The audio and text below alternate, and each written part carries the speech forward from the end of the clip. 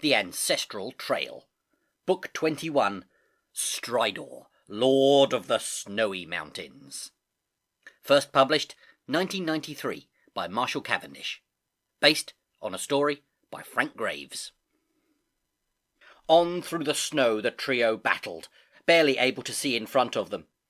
"We're caught in a blizzard! We've got to get to the mountains as quickly as possible to get some shelter," Richard said, his lips numb with cold. "If we stay in the open, we're dead." They stumbled on with renewed purpose, but when they reached the mountains, their progress became slower. The valleys were choked with deep snowdrifts. "Let's rope up!" Richard shouted. The blizzard redoubled in intensity. It growled and thundered forward like an elemental beast, pressing down on them with the full weight of masses of airborne ice and snow. Richard had just traversed a particularly treacherous slope, and Orcan was halfway across, when the scribe lost his footing and slid downhill. The sudden jerk on the rope pulled both Orcan and Richard off their feet. They scrabbled for a handhold, but it was no use. They followed their companion in a headlong downhill slide until their descent was stopped abruptly by a deep snowdrift.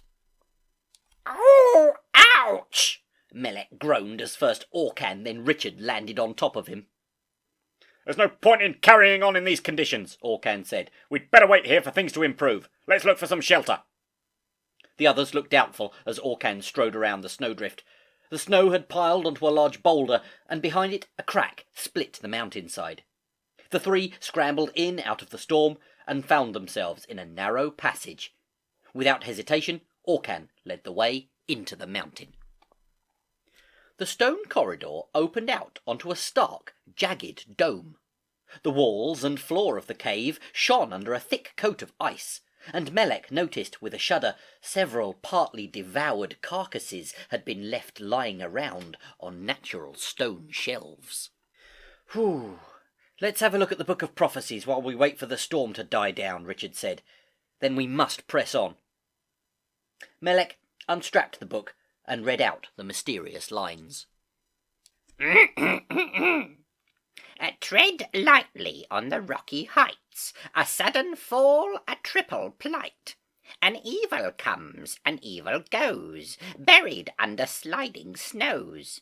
Remember, though, when far ahead, trapped is not the same as dead, nor the haste the same as speed, nor the lead the one to lead."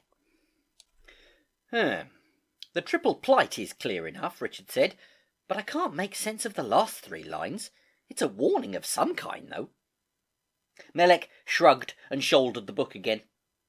While they had been discussing the riddle, the storm had abated. When they came out of the cave, they saw slopes of virgin snow that shone in weak sunlight. Everything was still and calm. After the fury of the blizzard, it all seemed quite unreal. For a moment, they had the impression that they were alone in a new and pristine world. Then, echoing through the silence, came a deep howl. "What was that?" Richard asked. "Melek, do you know anything about the things that are living in this area from your books?" It could be a large snow cat, or it could be something worse," the scribe said with a grim look on his face. "I once came across a reference to a creature called Stridor, who lives in the snowy mountains. He's believed to be the missing link between apes and mankind. He guards the way to the forgotten city." "Something tells me we've stumbled into his larder," Orcan grumbled. "We'd better get away as quickly as we can." A second howl, plaintive and cold, scoured the hillside. The companions froze motionless outside the entrance to the cave. The howl came again, but this time it was closer. Richard peered into the distance. Far below, he could see a thick-set, furry creature coming up the hill towards them.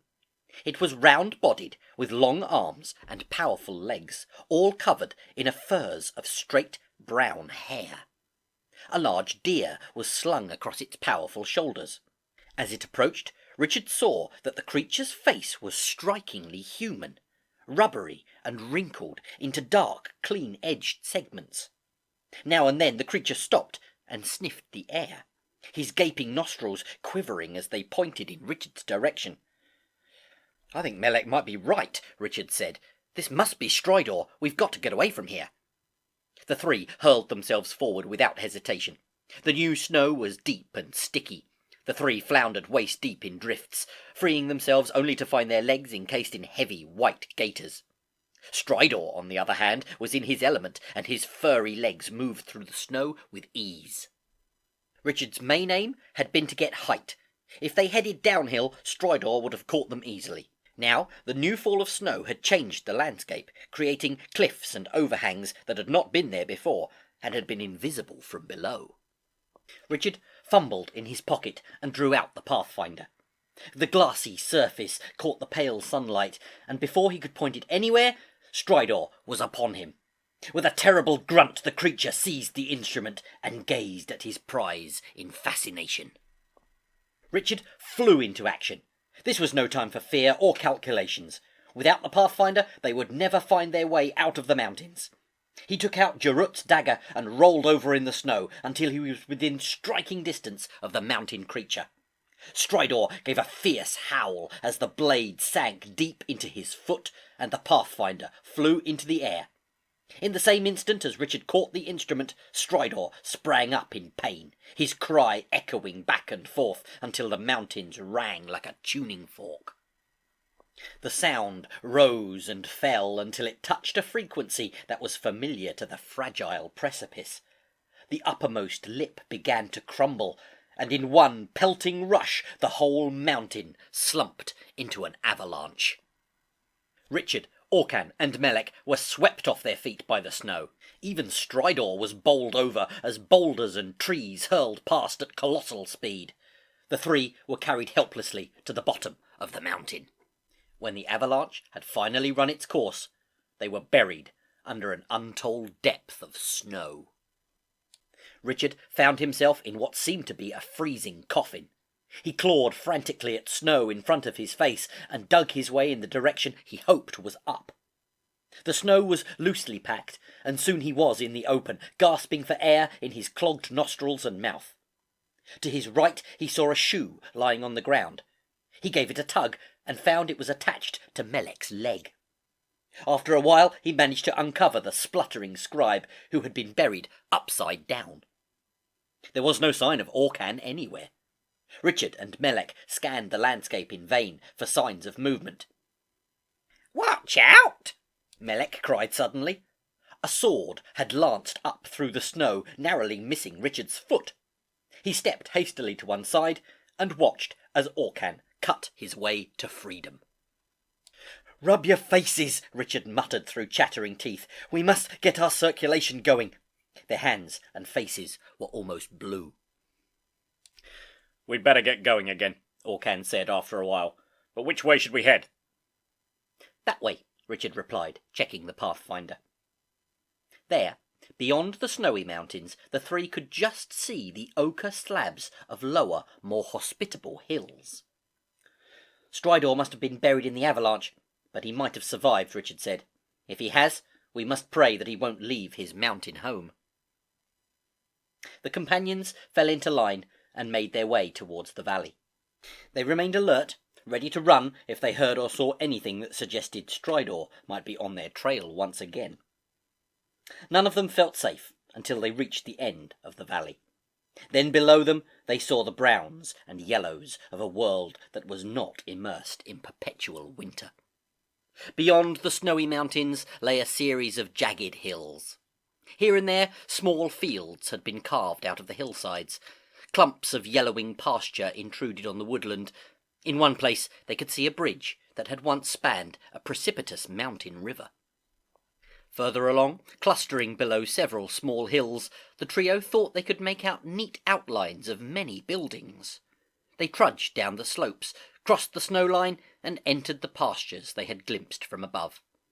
The grass was long and golden, fenced off by a disintegrating line of oak rails. Then they came to it, a whole city hidden between the hills. "It must be the Forgotten City," Melek said. The three entered a city of architectural wonder. Buildings were made of finely chiselled blocks of stone that fitted together without mortar, with such artistry that it would have been impossible to slide a knife blade between the joints. They wandered through the streets, but nowhere could they see a sign of life. The doors they opened led either onto empty rooms or revealed heaped piles of skulls.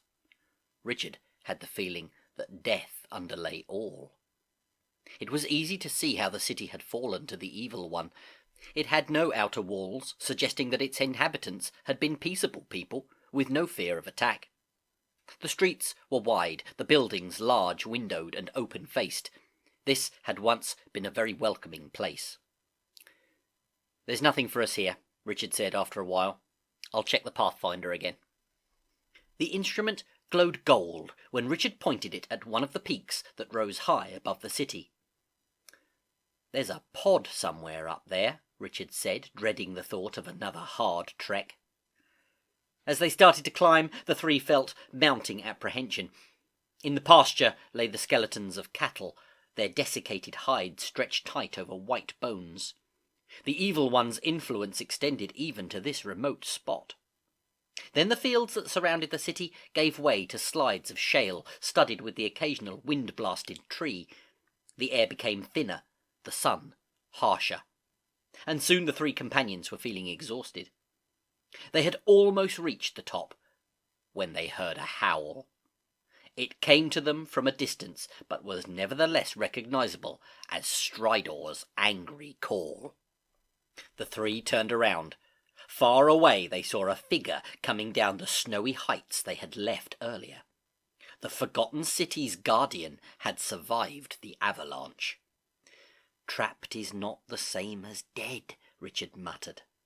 They quickened their pace and reached the summit. Beyond lay another deep valley. It was brown with dust, and a soaring pyramid was set at its centre. Richard pointed the Pathfinder towards the structure. "That's where we've got to go," Richard said. The ground made for easy walking. The hillside was covered with rock that had been worn smooth into a series of flat plates. Melek bounded excitedly past Richard and Orcan.